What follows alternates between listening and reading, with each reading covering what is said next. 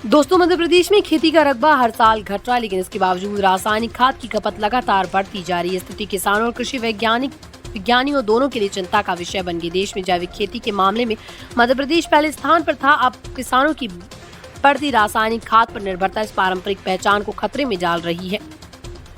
कृषि विशेषज्ञों का कहना है कि अधिक उत्पादन के चक्कर में किसान मिट्टी की गुणवत्ता को नजरअंदाज करें। लगातार रासायनिक खाद का इस्तेमाल मिट्टी की उपजाऊ क्षमता को घटा रहा है। इसका असर लंबे समय में फसल की गुणवत्ता और पर्यावरण पर भी पड़ता है। विशेषज्ञों की सलाह है कि किसानों को संतुलित और जैविक खेती की ओर लौटना चाहिए।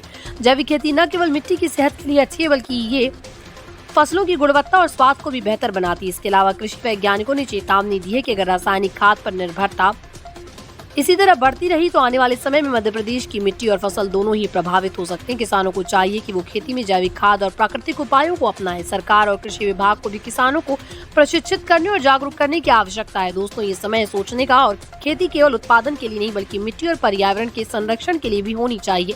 तभी मध्य प्रदेश की कृषि और किसानों का भविष्य सुरक्षित रह सकता है।